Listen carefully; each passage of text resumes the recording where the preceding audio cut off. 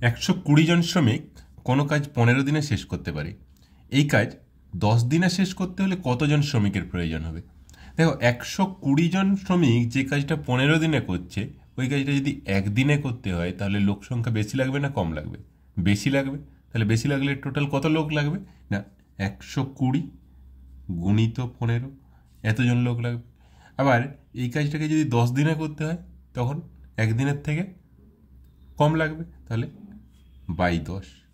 তাহলে এটা কাটাকাটি করলে ডাইরেক্ট অ্যান্সার পেয়ে যাবো। 0 0 কেটে দাও, 12 গুণিত 15 কত হচ্ছে? 180। অপশান সি হয়ে যাবে অ্যান্সার। নেক্সট দেখো, 12 জন পুরুষ একটি কাজ 24 দিনে করতে পারে। 8 জন পুরুষ এই কাজটি কত দিনে করতে পারবে? একই ধরনের কোশ্চেন। 12 জন যে কাজটা 24 দিনে করছে, সেটা দিন সংখ্যাটা একই থাকছে, এখানে লোক সংখ্যাটা কম বেশি হচ্ছে। তাহলে 24 দিনটা লিখে নাও, 12 জনটা ছিল, তাহলে একজন যদি ওই কাজটা করতে হয় তাহলে দিনটা বেশি লাগবে। তাহলে কত বেশি? না, 24 গুণিত 12। আবার 8 জন যখন করছে একদিনের থেকে কম লাগবে, তাহলে বাই 8। 8 3-এ 12 3-এ 36 দিন। অপশান বি হয়ে যাবে অ্যান্সার।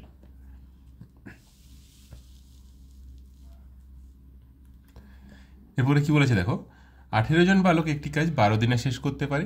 এই কাজ 8 দিনে শেষ করতে কতজন বালকের প্রয়োজন হবে? একই ধরনের অঙ্ক। 18 জন বালক 12 দিনে শেষ করছে, এই কাজটা 8 দিনে শেষ করতে গেলে কতজন বালকের প্রয়োজন হবে? এটা হোমওয়ার্ক থাকলো, কমেন্টে জানিও কত হচ্ছে অ্যান্সার। এরপরে দেখো,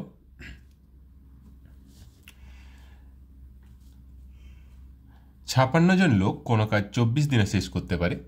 42 জন লোক এই কাজ কত দিনে শেষ করবে? 56 জন লোক যে কাজটা 24 দিনে শেষ করছে, তাহলে একদিনে করতে গেলে আমার 56 গুণিত একজন যদি করে, এখানে লোক সংখ্যা চাই, তাহলে একজন করলেও আমার 56 গুণিত 24 জন চাইছি। আবার 42 জন করলে বাই 42, তাহলে 14 3-এ 14 4-এ 3 8-এ, তাহলে 8 4-এ 32 দিন অ্যান্সার হয়ে যাচ্ছে। অপশান বি হয়ে যাবে অ্যান্সার। নেক্সট, একটি ক্যান্টিনে এক সপ্তাহে 238 কেজি চালের প্রয়োজন হয়। 49 দিনের জন্য কত চালের প্রয়োজন হবে? দেখো, এক সপ্তাহ মানে 7 দিন, তাহলে 7 দিনে 238 কেজি চাই। 49 দিন মানে 7-এর 7 গুণ, বা 49 কেজি 7 সপ্তাহ বলতে পারি। তাহলে ডাইরেক্ট আমি 238-এর সাথে 7 গুণ করে দিলে ডাইরেক্ট অ্যান্সার হয়ে যাবে। আমি 7 গুণিত 238, সরি 49 গুণিত 238 বাই 7 এভাবে করতে পারি। সেখানে যা হবে, আমি ডাইরেক্ট আমি এটাকে এক সপ্তাহ ধরলে 49 দিনটাকে 7 সপ্তাহ ধরতে পারি।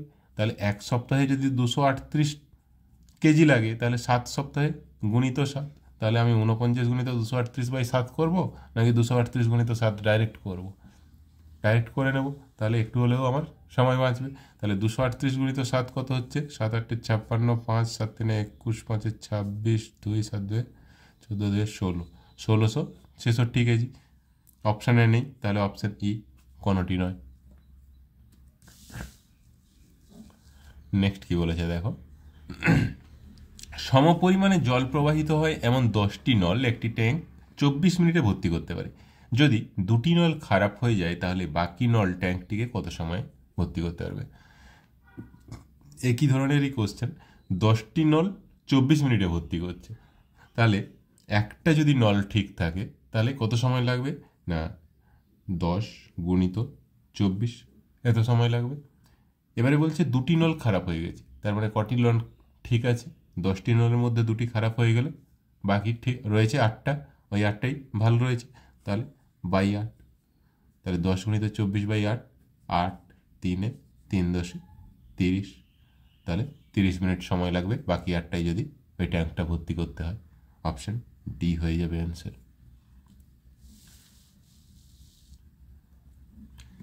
এবারে কি বলেছে দেখো, যদি একটি বালতি 4/9 1 মিনিটে ভর্তি হয় তাহলে বাকি ভাগ ভর্তি হতে কত সময় লাগবে?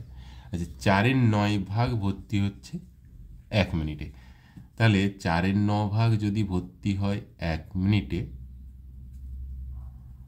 তাহলে 1 ভাগ ভর্তি হতে কত সময় লাগবে? না 1/4 দ্যাট ইজ 1/4, 9টা উপরে চলে আসবে, ডাইরেক্ট 9/4 করে দিচ্ছি। তাহলে পুরো বালতিটা ভর্তি হতে আমার সময় লাগছে 9/4 মিনিট। এবারে কি বলেছে না বাকি ভাগ। বাকি ভাগ বলতে কত? 4-এর 9 ভাগ ভর্তি হয়ে গেলে বাকি ভাগ কত? না পুরো সম্পূর্ণ ভাগ বলতে 1, তাহলে তার থেকে 4-এর 9 যদি আমি বিয়োগ করে দিই তাহলেই বাকি ভাগ পেয়ে যাব, দ্যাট ইজ 9 - 4, 5-এর 9।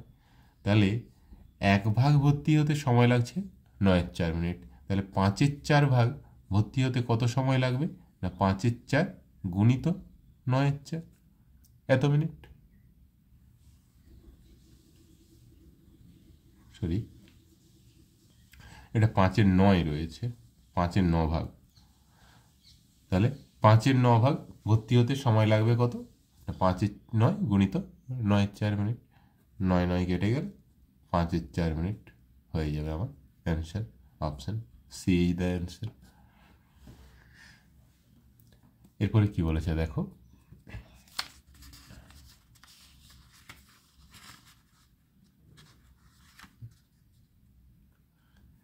একটি জলের ট্যাঙ্কি 3/16 ভাগ 15 মিনিটে ভর্তি হচ্ছে, বাকি ভাগ ভর্তি কত সময় লাগবে? আচ্ছা 3/16 ভাগ, এটা ভর্তি হতে সময় নিচ্ছে কত? 15 মিনিট। তাহলে 1 ভাগ ভর্তি হতে কত সময় লাগবে? না 15/3/16, দ্যাট ইজ 15/3 গুণিত 16, 3 5 5 16 80 মিনিট। এবারে বলছে বাকি ভাগ। 3/16 ভাগ ভর্তি হয়ে গেছে, তাহলে বাকি ভাগ বলতে কত? না 1 - 3/16, দ্যাট ইজ 16 - 3, 13/16। তাহলে এই 13/16 ভাগ ভর্তি হতে কত সময় লাগবে? না 80 গুণিত 13/16, দ্যাট ইজ 16 5 মানে 13 5 65 মিনিট। অপশন বি হয়ে যাবে অ্যান্সার। কি করলাম না 3/16 ভাগ ভর্তি হতে সময় লাগছিল আমার 15 মিনিট, তাহলে 1 ভাগ ভর্তি হতে সময় লাগবে 15/3/16, দ্যাট ইজ 15/3, 16টা উপরে চলে এলো, গণিত 16, কাটাকাটি করলাম 5 16 80 মিনিট হয়ে গেল। তাহলে 1 ভাগ ভর্তি হতে আমার সময় লাগলো 80 মিনিট, মানে পুরো ট্যাঙ্কিটা ভর্তি হতে আমার সময় লাগছে 80 মিনিট। এবারে বাকি ভাগ, 3/16 ভাগ ভর্তি হয়ে গেছিলো, তাহলে বাকি ভাগ কত? না 1 - 3/16, দ্যাট ইজ 16 - 3, 13/16। তাহলে 13/16 ভাগ ভর্তি হতে কত সময় লাগবে? 1 ভাগ ভর্তি হতে যদি 80 মিনিট সময় লাগে, তাহলে 13/16 ভাগ ভর্তি হতে 80 গুণিত 13/16, দ্যাট ইজ 16 5 5 13 65 মিনিট সময় লাগবে। ঠিক আছে।